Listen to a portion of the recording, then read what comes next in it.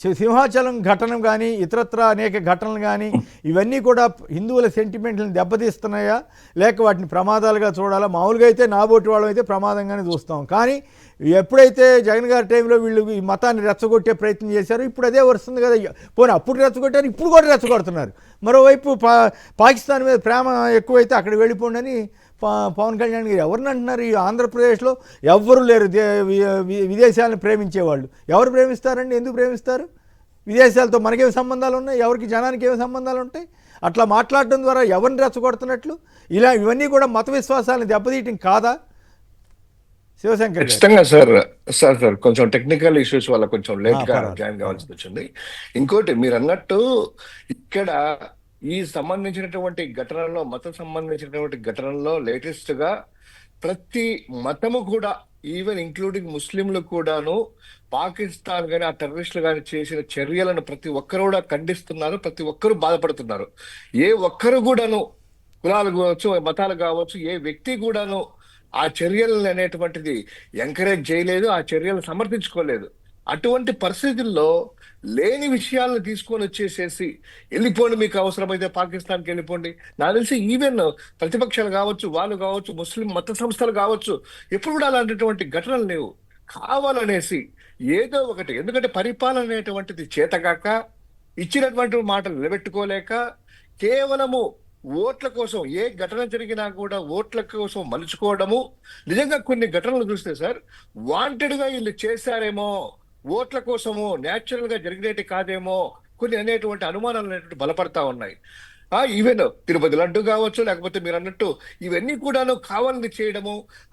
గతంలో మీరు చూశారు, వాళ్ళు చేసినటువంటి సమయంలో 2014-19లో అనేక గుళ్ళను పుష్కరాల కోసం వేసి అనేక గుళ్ళను పగలగొట్టడం కానీ, ఇవన్నీ కూడా 48 గుడులను పగలగొట్టడం సంఘటనలు చూస్తాం. కానీ ఆ రోజు ప్రతిపక్షంలో మేము ఉన్నాము.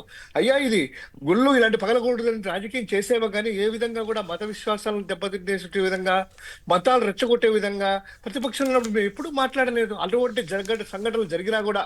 కానీ అదే ఈ 2019-24 మధ్యలో చూసుకున్నట్లయితే ఏ చిన్నది నార్మల్ ఏదో ఆకతాయికి చేసినా కూడా, ఏదో జగన్మోహన్ రెడ్డి గారు చేసినట్టో, లేకపోతే ఏదో ఇల్లు చేసినట్టో, లేదా హిందువుల మీద దాడులు చేసినట్టో, ఒక మతానికి రంగు పులిమే విధంగా ఏ విధంగా రాజకీయాలు చేశారనేటువంటి చూసాం.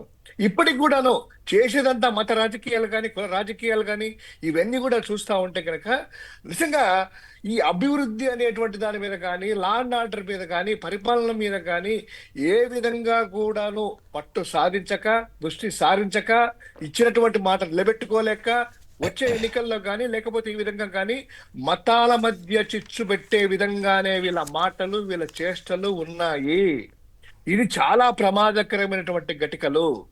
ఇటువంటి ఘటికలు జరిగినప్పుడు నిజంగా ఈ దేశం కావచ్చు, రాష్ట్రం కావచ్చు, ప్రజలు కావచ్చు విచ్ఛిన్నమైపోయి వర్గాలుగా ఏర్పడి, ఎప్పుడో మనం చూసాం 30 ఏళ్ల కిందట చిన్న చిన్న ఘటనలు జరిగినా కూడా, కనీసం క్రికెట్ పాకిస్తాన్ ఇండియా క్రికెట్ ఆడినా కూడాను ఎక్కడ ఏం జరుగుతుందో, ఇద్దరి మధ్య పాకిస్తాన్ గెలిస్తే ఏమవుతుందో, ఇండియా గెలిస్తే ఎక్కడ ఏమవుతుందో అనేటువంటి ఒక భయాందోళనకరం నుంచి ఈ మధ్య కాలంలోనే పీస్ఫుల్ గా ఒకటి తాటిపై నిలుస్తూ భారతీయులము, మనది, మన అవసరాలు ఏంటి, మనందరం ఒకటి అనేటువంటి పరిస్థితుల్లో ఐకమత్యంగా ఉండి, ముస్లిం పండుగల్లో హిందువులు, హిందువుల పండుగల్లో ముస్లింలు కూడా, అంటే క్రైస్తవులు కానీ ఒకరికొకరు ఏ విధమైనటువంటి భేదాభిప్రాయం. అదే కాదు శివశంకర్ గారు నిన్న ఒక వీడియో వేసాం.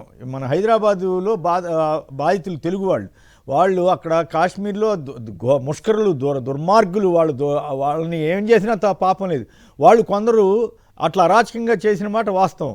కానీ ఆ తర్వాత వాళ్ళని రక్షించిన వాళ్ళు కానీ, వాళ్ళకి సర్వీస్ అందించి జాగ్రత్తగా మళ్ళీ బస్సు ఎక్కించిందాక, విమానం ఎక్కించిందాక దగ్గర ఉన్నది కూడా ముస్లిమ్సేనట. అందుకని మరి అటువంటి టైంలో వాళ్ళని వేరు చేసే విధంగా మనం మాట్లాడుకోవడం పద్ధత.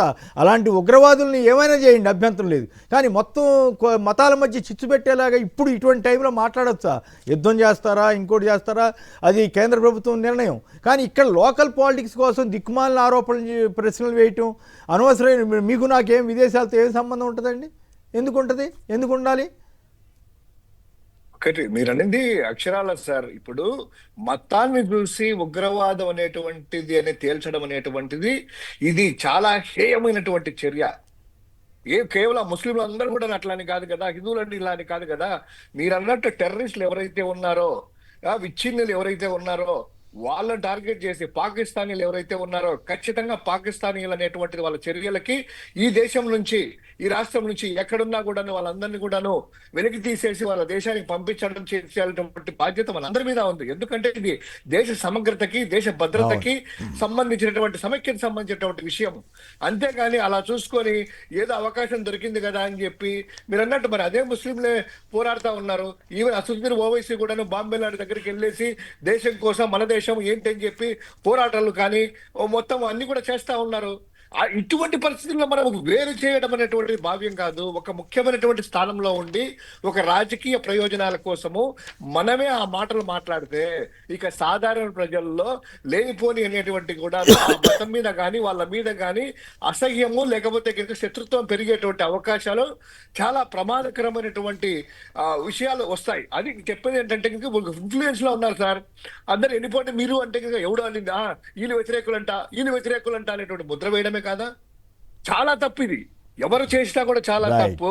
అయితే ఇక్కడ పాయింట్ ఏంటంటే సింహాచలం ఇటువంటి ఘటనలన్నీ జరిగితే హిందువులు ఏమనుకుంటారు, వీళ్ళు అపచారాలు చేపట్టి ఇట్లాంటివన్నీ జరుగునే అవకాశం ఉంటుందా ఉండదా? అట్లాంటి పరిస్థితి ఎందుకు తెచ్చుకోవాలి? కూటమి ప్రభుత్వం పెద్దలు ఇష్టం వచ్చినట్టు మాట్లాడి జగన్ గారి మీద ద్వేషంతో ఇష్టారాజ్యంగా మాట్లాడి ఇప్పుడు ఈ సమస్యలన్నింటికీ వాళ్లే కారణం, వాళ్ళు చేసిన అపచారాలే కారణం అని అనుకునే పరిస్థితి ప్రజల్లో ఏర్పడలేదా? ఇప్పుడు మొన్న తిరుమలలో జరిగింది, తిరుపతిలో జరిగింది. తిరుపతిలో కానీ మీరు అన్నట్టు నెటిజన్లు కూడాను. కాకపోతే ఏంటంటే ఇటు సెంటిమెంట్ కాబట్టి, ప్రజలకు సంబంధించింది మనం వేదికల్లో మాట్లాడుకోకూడదు కాబట్టి కొంచెం నోరు కంట్రోల్ చేసుకున్నాం. కానీ లేకపోతే ఇంక నెటిజన్స్ అంటానే ఉన్నారు సోషల్ మీడియాలో ఇదంతా కూడాను. తిరుపతిలో ఇంత అపచారాలు జరుగుతున్నాయి కదా, ప్రతిరోజు ఇలా అపచారాలు జరుగుతున్నాయి, దీనివల్లనే కదా వాళ్ళు చేసినటువంటి పాపాల వల్లే కదా దేవుడు ఇలా చేస్తున్నాడు, ఏమిటిది అనేటువంటిది వస్తా ఉంది. ఖచ్చితంగా సార్, పాప ఫలితము, కర్మ సిద్ధాంతం అనేటువంటిది ఇంతకు ముందు తాతలు చేస్తే తండ్రులు చేస్తే కొడుకులకు వచ్చేటివి. ఈ కర్మ సిద్ధాంతం అనేటువంటిది ఇమ్మీడియట్ గా ఈ చేత్తో చేస్తే ఈ చేత్తో వస్తున్నాయి. ఖచ్చితంగా ఫలితం అనేటువంటిది అనుభవించక తప్పదు. రైట్. అయితే అట్లా కాదుగా, ఫలితాలు పాపం సామాన్యులు బలవటం అన్యాయం కదా, బాధాకరం. సామాన్యులు కాదు వాళ్ళకు ఉండాలి. అదే దాని గురించి